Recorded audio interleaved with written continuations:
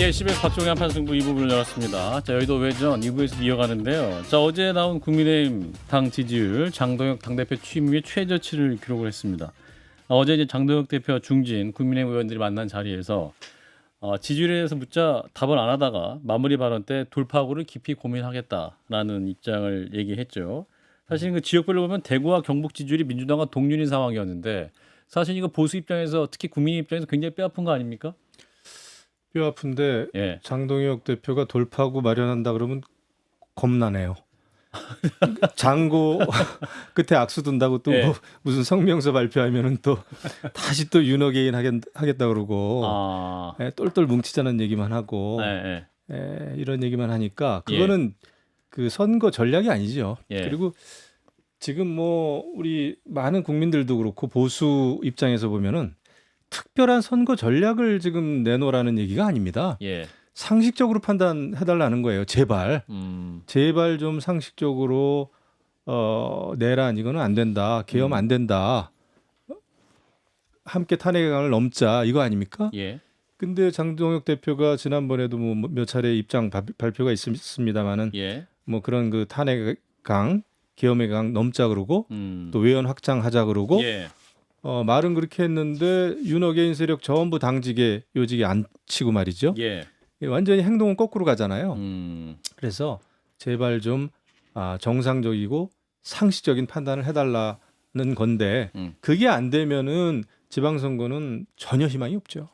자, 정 의원님, 심각성을 얼마나 느끼고 있는 그게 좀 잘 드러나지 않는 것 같아요. 아마 이제 그 여론조사가 잘못 나왔나 하고 속으로 생각할지도 모르죠. 그러다가 이제 오늘인가 갤럽은 좀 달리 나온 거에 또 22%. 그 마음의 위로를 지금 찾고 있지 않을까 이런 생각이 드는데요. 그 내재적 접근법으로 장동혁 대표나 그 장동혁의 주변에 있는 철옹성 같은 그 인사들을 생각해 보면 그 사람들로서는 지금 이런 태도 외에는 다른 대안이 없다라고 보는 것 같아요. 그렇기 때문에 제가 늘 말씀드렸듯이 지금 중진 의원 한마디씩 하는데 뭐 당이 지지율이 바닥이 아니라 지하로 이런 얘기 100번 해야 지금 소용없고요. 결국은 장 대표가 변화된 입장을 보이든지 아니면은 스스로 나가든지 하지 않을 거에 대한 대안을 제가 볼 때는 최고위원 중진 연석회의를 뭐 정기적으로 연다 그러는데 그게 무슨 의미가 있어요? 오히려 중진 그다음에 지금 지방선거 예비 후보자들 광역단체장들 있잖아요. 그리고 원로 연석회의를 해가지고 이 상황에 대한 적합한 판단 그다음에 장 대표 그 지도부에 대한 요구가 받아들여지지 않을 경우에 어떻게 하겠다라는 얘기가 나오는 게 그 사람들 어떻게 되든 전 상관이 없는데요. 일단 지지자들 그다음에 보수 정당의 이 생존의 기로에 있는 보수 정당을 회생시켜야 된다라고 생각하는 사람들에게 뭔가 이 당이 지금 움직이고 있다라는 걸 보여줘야 되는 거잖아요. 그러기 위해서는 최고위와 연석회의를 할 게 아니라 그렇게 해가지고선 만약에 지금 변하지 않았을 경우에 뭘 하겠다라는 아니면은 제가 지금 벌써 3번째 말씀드리는 건데 그러면은 차라리 지금 지방선거 100일도 안 남지 않았습니까? 그렇죠. 좋아. 그럼 지방선거 해가지고선 지금 성적표 너희가 지금 기대하는 성적표 얼마야? 근데 그거 안 나왔을 경우에 나간다고 국민들 앞에 선언을 하든지 저는 걸어라. 솔직히 개인적으로 공증을 받고 싶은 심정인데 공증. 정치인이기 때문에 국민들로부터 국민들 앞에서 선언하는 것으로 해서 뭔가 그렇게 하면 달라지지 않을 수가 없거든요. 이 사람들은 지금 자기의 정치적 생명이 걸린 일이니까 안 달라지려고 그러죠. 그래서 뭐 최고위에서 어떤 대화가 오고 갔는지에 대해서 증언이 나오는데 들을 수가 없는 정도의 수준이에요. 그렇기 때문에 그런 식으로 해가지고 하나씩 선을 긋지 않으면 맨날 나가라, 바뀌어라, 너를 보면 답답하다, 돌파구를 찾아보겠어요. 지금 돌파구 찾을 때가 아니에요. 쥐구멍으로 그냥 들어가야 되는 상황이라고요. 그런데 지금 대화가 안 되는 거 아닙니까? 권정비대요. 저는 사실은 그 이 지방선거라고 하는 게 저도 공천할 때 보면 거의 4천 명의 운명을 결정하는 일이거든요. 그래서 사실 저는 지난주가 장동혁 대표가 갑자기 변신할 수도 있겠다 이런 걱정을 좀 했었어요. 걱정. 왜냐하면 1심 선고가 난 다음에 정말로 저는 무릎 꿇고 사죄할 수도 있다고 생각했거든요. 왜냐하면 선거를 치러야 되는 당대표이기 때문입니다. 예, 예. 근데 그때 완전히 반대로 메시지를 낸 거예요. 음. 절윤과 절연하겠다. 음. 그리고 아직 1심밖에 안 됐는데 무죄 추정해야 되지 않냐. 이렇게 해버렸고 두 분께서 말씀하신 대로 장동혁 대표 스스로는 절대 이 문제를 못 풀 거라고 생각합니다. 저는 지금 제가 보기에는 장동혁 대표가 대표 자리에 있는 한 노선 변경은 없다라고 봐야 될 것 같아요. 그러니까 저는 그 좀 변했으면 국민의힘이 노선을 좀 바꿔서 헌정질서 위에서 경쟁했으면 하는 마음이 여전히 있지만 그러지 못하지 않을까. 그래서 이미 되게 중요한 시기는 실기해 버렸고 앞으로도 변할 것 같지는 않아 보입니다. 이 말씀을 화요일에 우리 정홍 의원님도 이제 장동혁은 상수다 뭐 이런 말씀하시고 변하지 않을 거라고 하셨는데 그럼에도 불구하고 박 의원님. 그렇겠죠. 그러니까 국민의힘 입장에서 괜히 답답한 상황이에요. 예.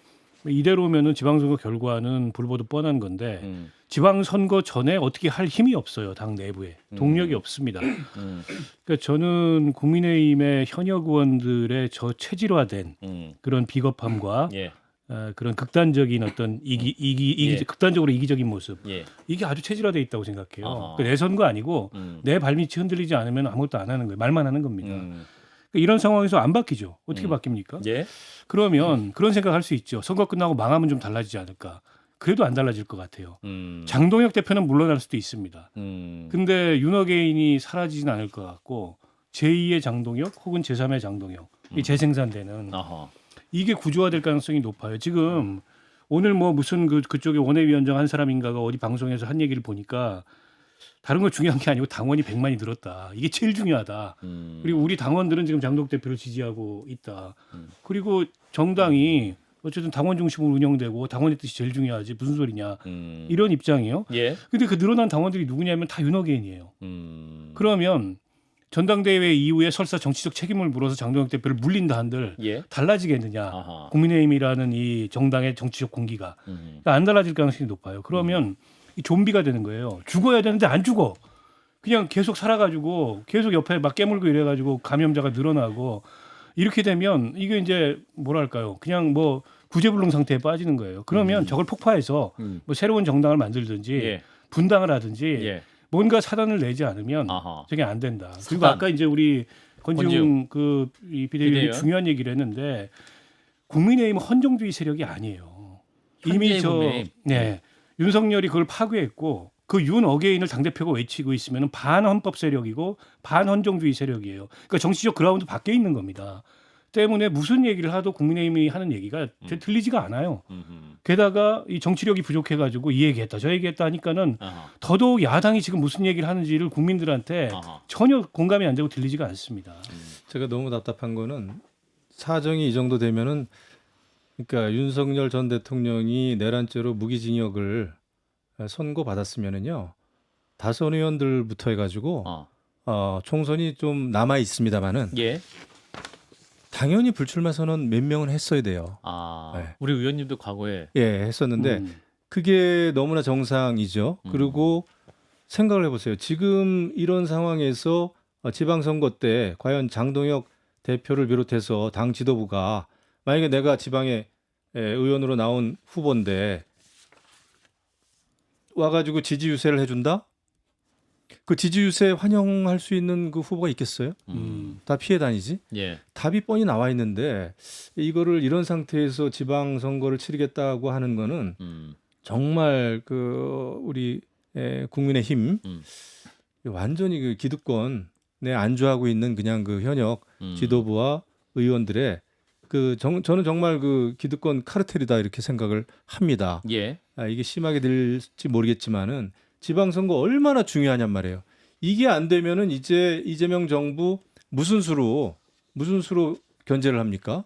그러면은 한참 지금 이제 총선 내후년인데 예. 이렇게 지방선거 지면은 저 총선 진짜 가망 없다고 봐요. 그렇게 되면은 지금 이재명 정권이 마구 휘둘러대는 입법 폭주 다 되고 지금 또 되고 있어요. 그러면은 누구로부터도 견제받지 않는 이재명 정권이 됩니다. 저는 이재명 대통령이 정치를 잘해주기를 바랍니다. 대한민국을 위해서. 예. 하지만 더 잘하기 위해서는 야당이 꿈틀거리고 살아 있어야 되는 거예요. 예. 그런데 지금 완전히 스스로 지금 죽어가고 있잖아요. 정말 답답합니다. 아니 그래서 지옥 훈련하고 있는데요. 네. 이정현 공관위원장이. 지금 그 얘기하려고. 아, 그 얘기 하시려고 그랬어요. 아, 역시. 아니 그러니까 설상가상이 예. 이정현 위원장 아닌가 저 아. 개인적으로. 우리 좀 알잖아요. 잘 알죠. 네. 근데 아무튼 경험을 그 해보시죠. 야상에 지금 야상 안 벗겠다고. 아니 빨아입기라도 해야 될 텐데 그걸 계속 3달 내내 뭐 안 벗겠다 그러는 그 투지라 절기. 그래야 되나요? 예. 그런데 아무튼 뭐 지방 선거 공관위의 원칙 중에 예. 예를 든다면은 지방 의원들 가번 받았던 사람을 내리 3번은 안 주겠다. 이런 건 전 바람직하다라고 보는데 예. 느닷없이 무슨 광역 단체장 또 뭐 그 소위 기초 단체장 지금 다 내려놓으라는 현역 용태로. 거잖아요. 그 불공정 선거인데. 그러니까 아니 그리고 무슨 권리로 내려놓으라 그래. 지금 예비 후보로서 움직이고 있는데 예. 예. 그럴 뿐만 아니라 지금 청년 여성 뭐 이렇게 얘기하는데 그 당의 청년 여성이 예사롭지 않아요. 아까 아까 뭐라 그러셨지? 나이가요 생물학적인 게 중요한 게 아니더라고. 생물학적으로는 젊은데 이 의식 구조가 윤어겐보다도 더 하는 경우도 있다라는 거를 진짜 보면서 섬뜩섬뜩할 때가 있는데 우리가 이걸 가지고 뭐 걱정해야 별 의미가 걱정하는 분들이 너무 많이 계시니까. 그렇죠. 예. 그래서 지난번에 제가 100만이라 그랬잖아요. 국민의힘. 근데 예. 30만이 아마 그렇게 들어온 것 같아서 아. 제가 그 한동훈 팬분들한테 1인당 10명씩 설득을 해서 가만히 모아라. 당원을 모으라 그랬더니 아주 온갖 비난을 저한테 쏟아내면서 알아서 할 테니 걱정 말라고. 나쁜 얘기가 아닌데. 아니 왜 그 아주 듣기가 싫은 거예요. 조금이라도 쓴소리. 그래서 제가 민주당의 개딸 그분들하고 굉장히 성정이 유사하다라는 느낌을 받는데 저는 그렇게 강경하고 일방적이고 그 뭐라 그럴까 그런 고언을 듣기 좋아하지 않는 그런 사람들이 하나의 세력을 점하고 있는 건 참 바람직하지 못하다고 생각을 하는데 아무튼 예. 지금 당원은 늘어야 되고요. 그다음에 아까 그 말씀 하셨잖아요. 중진 의원들. 근데 당장 할 수 있는 일이 있어요. 아까 뭐예요? 우리가 대구와 경북이 그 소위 보수의 심장이라고 하지 않습니까? 네. 근데 지금 대구시장, 경북지사 나오겠다는 분들이 바글바글해요. 이분들 지금 당장이라도 불출마 선언하는 게 먼저예요. 왜 공관위원장은 이런 얘기부터 안 해요? 이분들이 다 그 뭐라 그래 흘러간 그 옛 노래처럼 다 익숙한 얼굴이고 다 윤 대통령 시절에 무엇을 했는지 어떤 태도를 취했는지 예. 과연 쓴소리 한마디라도 했는지 예. 아니면 거기에 그 조력했는지 다 알잖아요. 예. 그래서 저는 오히려 지방선거에서 대구 경북에 정말 우리도 모르는 새로운 얼굴 그리고 새로운 대구 청년 정치인 이렇게 하면서 여기서부터 바꿔 나간다면 저는 아직 90일은 그래도 시간적 여유가 없지만 그래도 해보는 것이 국민에 대한 도리다라고 생각해요. 좋습니다. 자, 이어서 민주당 얘기로 넘어가 보겠습니다. 자, 민주당. 오늘 민주당에서 새로운 소식이 있었습니다. 민주당에서 1호 단수 추천의 주인공이 나왔는데 우상호 전 정무수석입니다. 이제 강원도지사 후보로 단수 공천이 됐는데 어떤 의미가 있을까요? 우리 권지웅 전 비대위원이 좀 잘 아실 것 같아서. 그러니까 사실 우상호 전 정무수석은 강원도 관련해서는 또 이강재 전 의원이랑 좀 예. 경쟁을 할 뻔했지 않습니까? 예. 근데 그것을 이제 좀 질서정연하게 정리를 했는데 예. 제가 생각할 땐 두 가지인데 하나는 어쨌든 민주당은 상대적으로 지금 여론상의 우위에 있지만 되게 질서정연하게 공천을 하고 있어요. 그게 하나고 두 번째는 사실 강원도 선거는 민주당 입장에서 쉬운 선거가 아닙니다. 예. 뭐 경북, 경남 등등 어려운 선거들이 다 있는데 예. 여기에 이제 판을 흔들기를 시작하는 것으로 강원도를 좀 보고 있다. 저는 예. 이렇게 봅니다. 아. 그래서 그 공관위원회에서 사실 누구를 먼저 발표할 거냐 이런 것들도 다 정무적으로 결정하는 거거든요. 아하. 근데 이제 강원도 같은 경우는 충분히 그럴 법하다. 그래서 여기를 시작으로 다른 데도 한번 노력해 보겠다. 이렇게 하는 메시지지 않을까 싶습니다. 원래 그 당수 공천 기준이 뭐 있어요. 예. 그 각 당에 보면은 예. 그래서 경쟁자에 비해서 여론조사에서 뭐 몇십 % 이상 앞서면 음. 근데 여기는 경쟁자가 없어요 아예. 그러니까 우상호 그 정무수석 이외에 후보가 없는 걸로 알고 있습니다. 이광재 전 지사하고 교통 정리가 되면서. 예. 근데 이제 상대 후보 경쟁력도 상당히 앞서고 있어요. 최근 들어서. 아하. 그러니까 뭐 빨리 단수공천 해가지고 바로 선거 체제로 들어가겠다. 그래서 이제 강원도 탈환하겠다 이 생각을 굳힌 거로 보고. 근데 지금 이제 김진태 지사는 막 삭발도 하고, 맞아요. 뭐 여러 가지 지금 애는 쓰는데, 뭐 김진태 지사가 4년간 잘했고 못했고 이것도 이제 선거 결과에 영향을 미치겠지만 결정적으로는 당이에요, 당. 그리고 윤석열이 일으킨 내란이고, 그게 극복이 안 되면 아무리 강원도라도 저는 이번만큼은 소용이 없을 거라고 보고요. 게다가 우성호 수석이 워낙에 인지도가 높은 사람이잖아요. 아하. 그리고 여야 막론하고 그렇게 막 진영적 인물이 아니에요. 예. 그렇기 때문에 강원도에서도 거부감이 거의 전 별로 없을 거라고 보고요. 뭐 그런 등등을 감안해서 일찌감치 조기 선거 체제를 굳힌 게 아닌가 싶어요. 김진태 현 지사 잘 아시죠? 잘 알죠? 예. 예. 그 조승래 민주당 사무총장은 윤석열 키즈를 상징하는 사람이 바로 강원도지사 김진태 지사다 이렇게 얘기했는데 맞습니까? 그러니까 보통은 현역 프리미엄이라는 게 있어야 되는 거예요. 예. 원래. 예. 근데 그게 잘 안 먹히는 것 같아서 좀 안타깝고 민주당 입장에서는 우상호 전 정무수석을 일찌감치 딱 낙점을 했는데 민주당 입장에서는 잘하는 거죠. 왜냐하면은 저도 여러 번 출마를 해봤습니다만은 후보자 입장에서는 빨리 공천 받아야 그 사람한테 힘이 실리는 거예요. 돌아다닐 때 이제 우상호 후보 입장에서는 예비 후보죠. 지금 이제 완전히 탄력을 받았죠. 오늘부터 다니는 모든 그 자리, 모임, 동호회, 술자리 뭐 이런 거에서 우상호 예비 후보가 하는 말이 이제 다 공약이 되는 거고 그 힘이 완전 실리는 거죠. 하지만은 국민의힘은 누가 어떻게 나올지 모르고 예. 또 많은 예비 후보들이 있다고 해도 누가 공천을 받지 못하는 상황, 이 어지러운 상황이 계속 진행이 되면 이거는 뭐 표는 표대로 갈리고 그래서 일단 전략적으로 민주당이 굉장히 치고 나가고 있는 거죠. 근데 중앙 정치가 풀리지 않는 이상 우리가 지방 선거의 어떤 전략, 게임의 어떤 그 묘수가 있을 수가 없어요. 다 지금 제가 많이 만나봤거든요. 예비 후보들. 예. 다 중앙 쳐다보면서 돌아서서 한탄을 합니다. 어떻게 선거를 치러야 될지 모르겠다고. 예. 그러니까 그게 답답해요. 그렇게 한탄을 하면서 당신 똑바로 하라는 소리를 왜 못해요? 그게 공천받은 그 공천이죠. 이게 만약에 참 만약에 그러니 공천인데 공천권. 그러니까 이게 저도 이제 후보 입장이었습니다만은 예. 후보가 되면은 이제 정말 공천이거든요. 그리고 요즘에는 보면은 또 현역 의원들도 완전히 공천에 의해서 움직이는 것 같아요. 차기 자기의 그 본인의 총선. 공천, 예. 네, 총선 공천. 그래서 그거를 뛰어넘어야죠. 그렇지 않으면 절대 좋은 정치가 될 수가 없어요.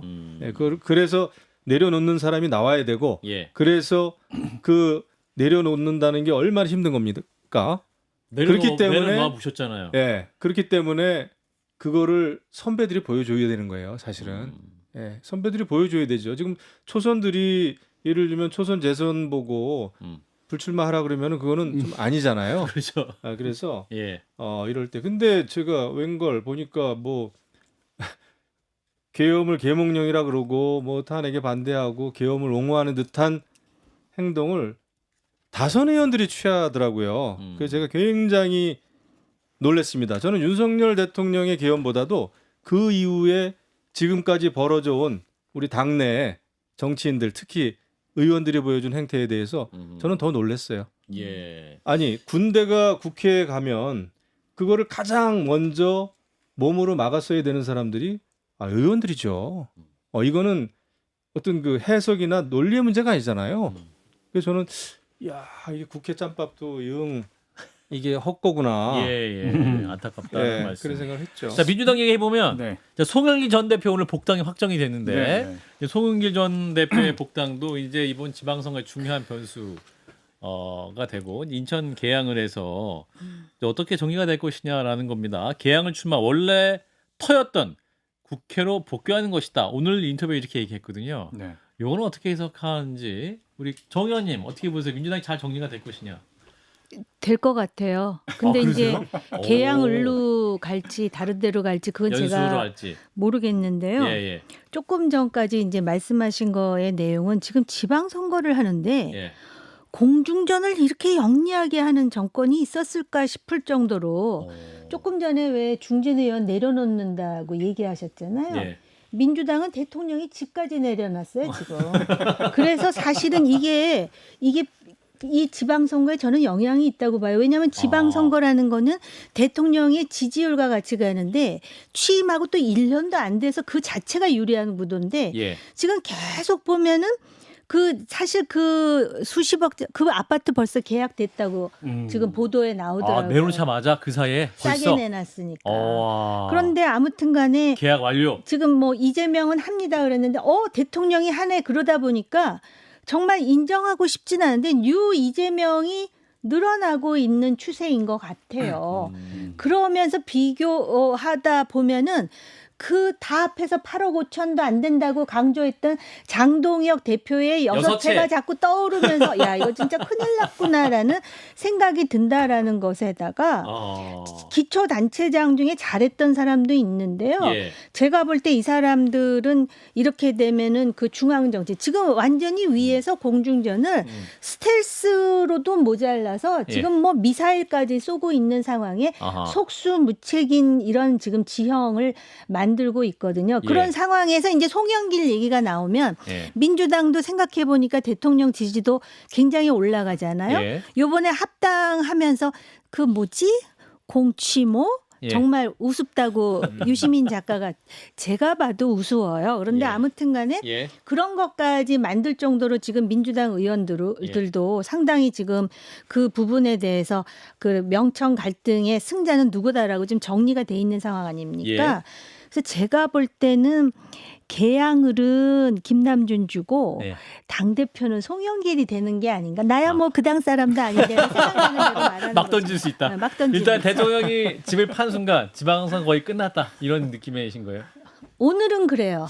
오늘은 거의 끝난 것 같다. 권지웅.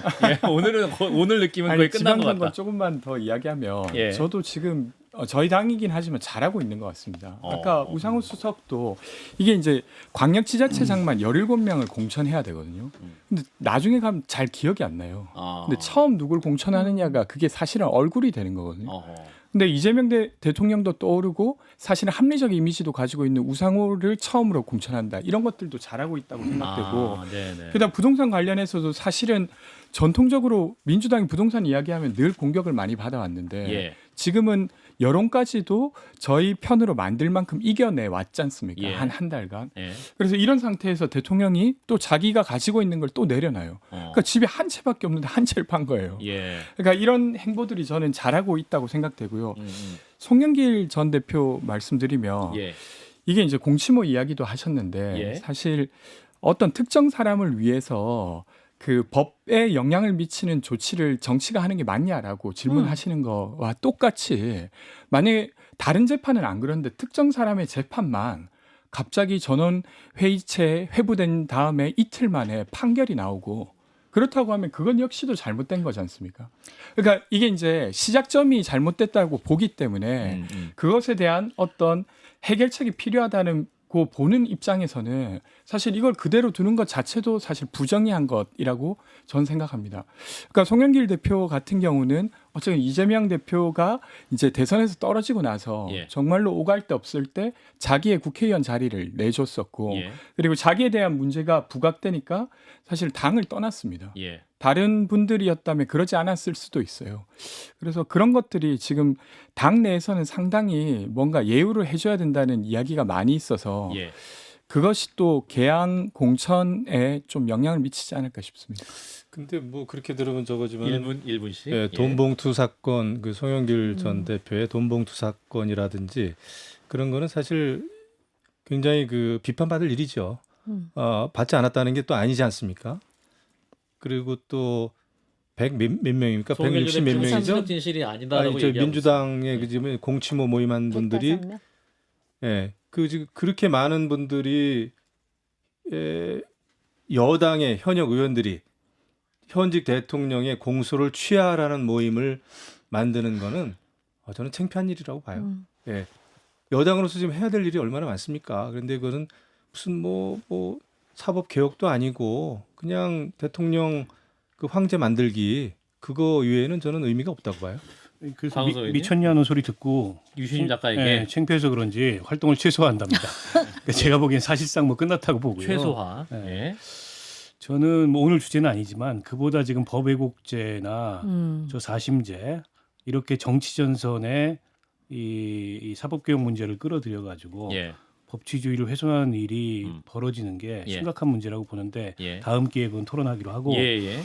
송영길 대표를 개항을에 공천해야 된다는 여론이 한 90%는 되는 것 같아요. 아, 민주당 그래요? 내부로 보면. 아하. 그 이유는 앞서 이제 권지웅 그러니까 비대위원이 다 얘기를 했었고. 박 의원님의 체감입니다. 체감. 네, 제 체감이에요. 예. 뭐 조사해 본 건 아니니까. 예. 예. 근데 이제 문제는 김남준 대변인은 대통령의 최측근이었고 예. 대변인 된 지 5개월밖에 안 됐어요. 그러니까 예. 대변인 될 때부터 출마용 경력 관리라는 얘기가 있었는데 5개월 만에 나오면서 바로 개항에 가서 출마하겠다고 선언을 했어요. 예. 대통령의 의중과 다른 걸까? 그런 어떤 판단과 선언이 그런 면에서 미묘함이 있어요. 그래서 정청래 대표가 골치 좀 아프겠다. 아하. 이런 생각이 우선 들고 그러나 궁극적으로는 교통 정리는 되겠죠. 누구를 어디에 배치하든. 왜냐하면 저걸 뭐 경선할 수는 없잖아요. 예. 전략 공천하겠다고 한마당에. 예. 교통 정리는 될 거다. 근데 저도 아까 송영길 대표가 개항을 보다는 다른 데 출마할 가능성이 높아 보여요. 예. 자, 오늘 여의도 외전 오랜만에 또 권지웅 전 비대위원도 오셨고 괜찮으셨죠? 좋았습니다. 예. 또 만나요. 또 만나기로. 좀 많이 배우고 가는 느낌. 예, 훌륭한 분들이 많기 때문에 오늘 함께해 주신 네 분 모두 고맙습니다. 고맙습니다. 감사합니다.